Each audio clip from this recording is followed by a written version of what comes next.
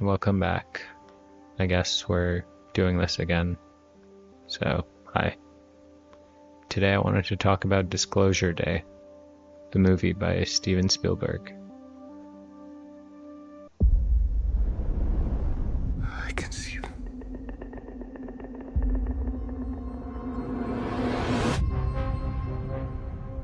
I am much more inclined now than I was when I made Close Encounters to really believe that we're not the only intelligent civilization in the universe.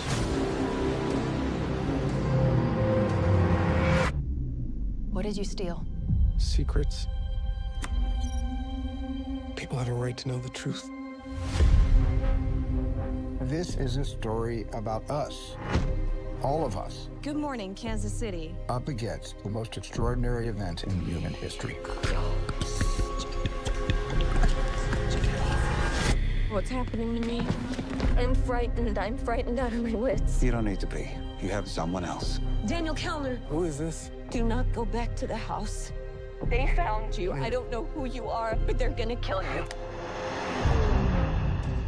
The human race cannot accept what we know. We need to stop it any way we can. What am I doing? What am I doing? What am I doing? What am I doing? This 79-year cover-up of the truth has to end. We're interrupting our coverage. How will disclosure change us? I believe for the better. It will remind us of our capacity for empathy, and that there is something bigger out there than just ourselves.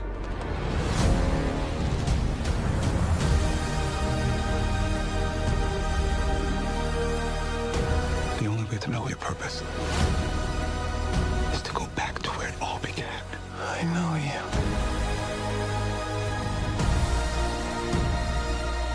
I know you do. What happened to us? I used to say to myself, wouldn't it be wonderful if all of this turned out to be true? I'm now thinking, wouldn't it be wonderful for people to know They're coming. all of this is true?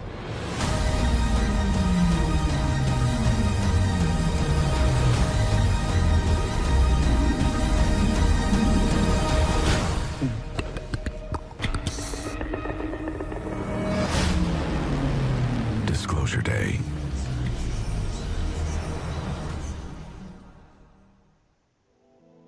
I'll make sure I say this before I start.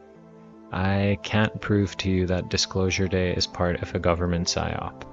I can't put the smoking memo on the table, but I can tell you the overlap is real.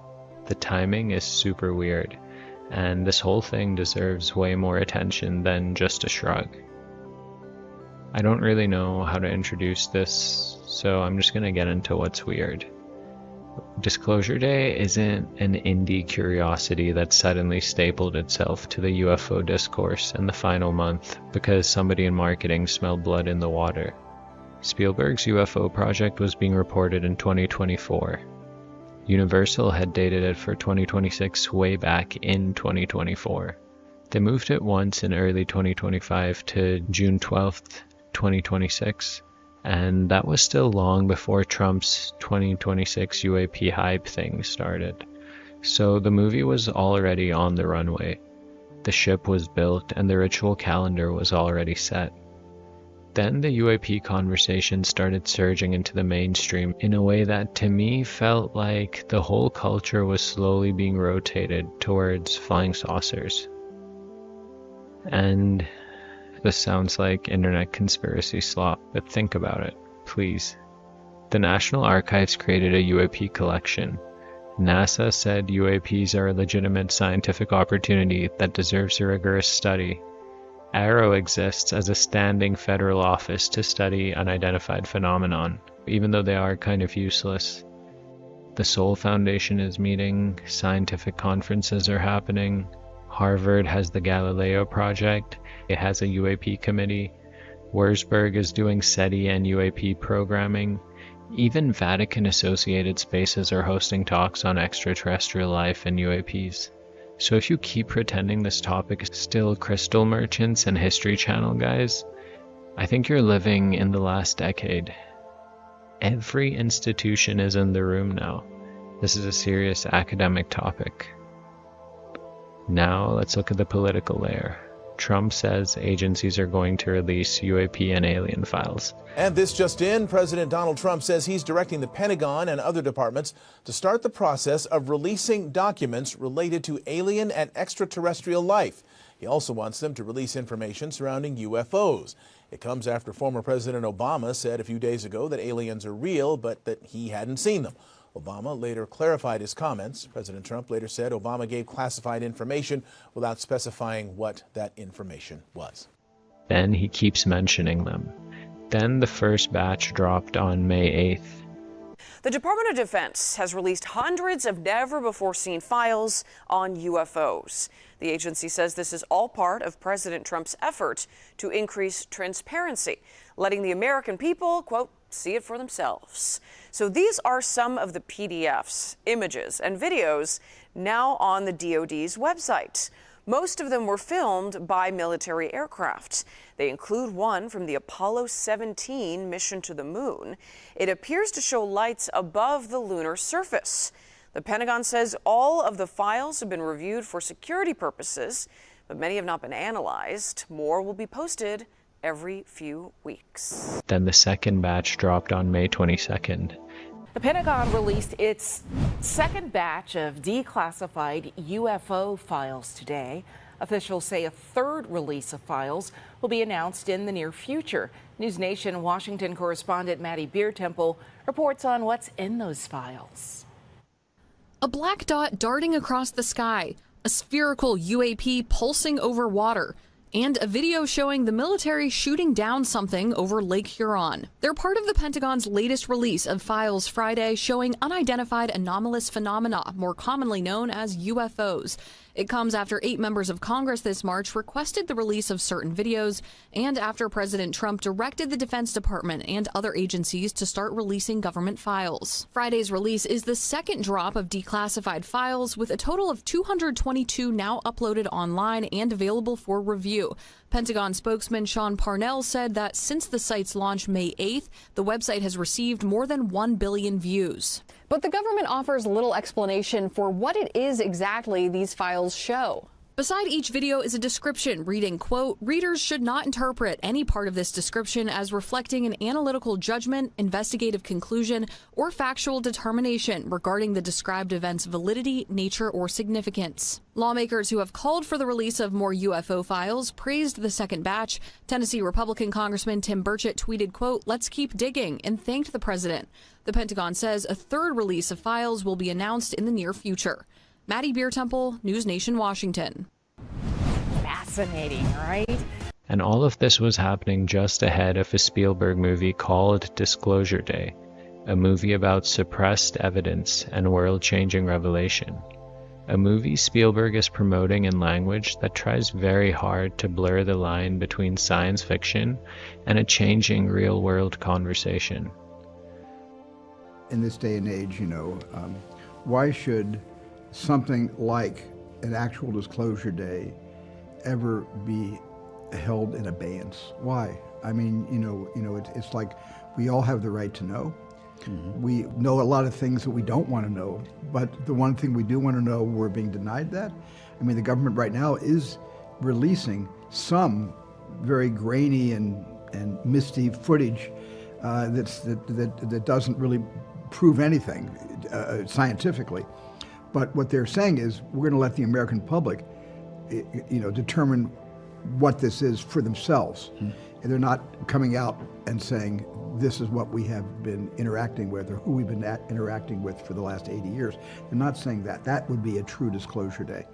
Our film is about a true disclosure day. I'm sorry, that's not nothing. It's clearly a mood and a pattern. At the very least, a convergence event. And then, behind the movie is the documentary ecosystem, which you might not have heard of. The age of disclosure. The American people are ready to receive the truth.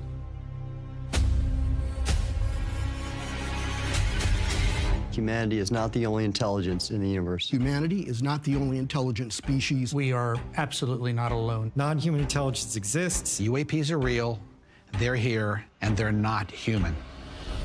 I spent 25 years as a senior official with the CIA. I worked on highly classified UAP programs. 28 years as an astrophysicist. I served as the 4th Director of National Intelligence. Director of Aviation Security in the National Security Council. A one-star admiral after 32 years of service. People that come forward with this, I feel like they've taken their life in their own hands. I was recruited to a highly sensitive government program that investigated unidentified aerial phenomenon. For over 16 years, on behalf of the U.S. government, I worked as a senior intelligence official on the unidentified aerial phenomenon topic. We learned that the U.S. government was involved in a long-running secret war with other nations to collect and reverse engineer vehicles not made by humans. I have seen with my own eyes non-human craft and non-human beings. So look at that thing. It's rotating. There's a whole fleet of them. The first country that cracks the code on this technology will be the leader for years to come. China has established its own version of a UAP task force. You think for a second that they wouldn't consider using it to achieve their ends of domination? This is similar to the Manhattan Project. This is the atomic weapon on steroids. This is so secret, very, very few people in our entire government have been allowed access to it. Even presidents have been operating on a need-to-know basis, but that begins to ramp out of control. It's not acceptable to have secret parts of government that no one ever sees. You better be careful about a government that doesn't trust its people, because there's no telling what they'll pull on you. This is the biggest discovery in human history. You had information being locked away that could change the trajectory for species. It has so many beneficial impacts, including clean energy. We should have disclosure today. We should have disclosure tomorrow.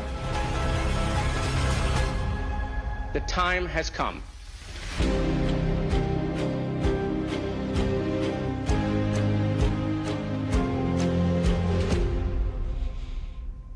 What else you want to know?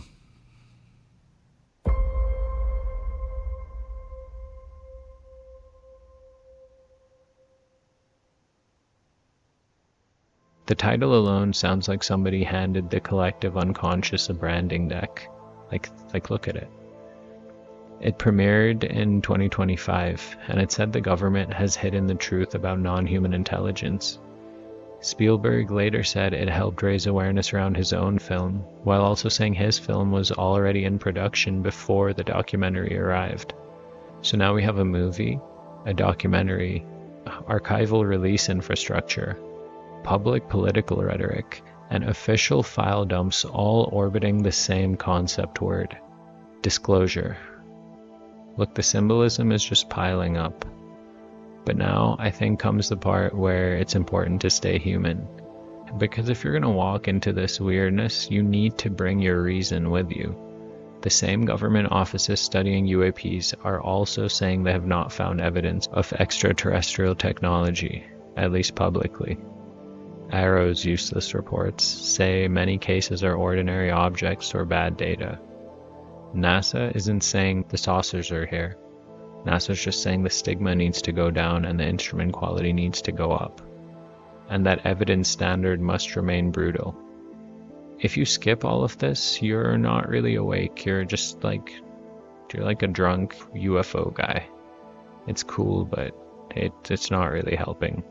Of course, these are publicly expressed opinions, and then what we have in terms of released documents, whistleblowers, and former government employees, and what they're saying is completely different. It's important to look at what they're saying publicly and what's being said behind the scenes. So should people participate? I think yes, but obviously not like cultists or fans of doomsday prophecies. Let's just participate the way a sane person participates in history, when history starts humming at a very weird frequency. Go see the movie, read the archives, watch the documentary if you want. Compare the art with the official material. Compare the official material with the scientific institutions. Tell your friends the subject is no longer socially disposable. And honestly, definitely don't believe everything, but don't disbelieve everything either. It's best to just try to refuse the drug of disengagement, because one of the oldest tricks in the book is making serious people feel too embarrassed to look directly at an ever-changing reality. So this is my position. Maybe the government is disclosing. Maybe it's soft disclosing. Maybe it's laundering uncertainty through entertainment. Or, maybe it's just riding a wave that it didn't fully create. I'm not exactly sure, but I know and have experienced enough to say that the culture is shifting. The academic and scientific zeitgeist has shifted along with archives, rhetoric, and taboo. And when so much changes at once, a detached sense of irony stops being intelligent. So yes, I'd say show up, participate, make sure you keep your soul, your skepticism, and your sense of proportion. And for the love of God, do not become one of those people who mistakes attention for faith. Do not drink the Kool-Aid. I've been there too many times. You don't have to give your discernment to anybody in uniform or someone with a documentary or an Oscar or a lab coat. You can just look and compare and think. Try to stay open without being programmable. Because if there is a monster in this story, I don't think it's the aliens. The real villain might just be our appetite to surrender our judgment the second the mystery gets cinematic. And you know the old warning, usually attributed to Nietzsche, that if you fight monsters long enough, you can become one yourself. So let's not do that. Let's try to stay awake without becoming deranged. Let's try to be open without becoming conquered. Let's try to get involved in this thing without becoming possessed. Something is happening, and I'm not saying what I'm saying is the final truth.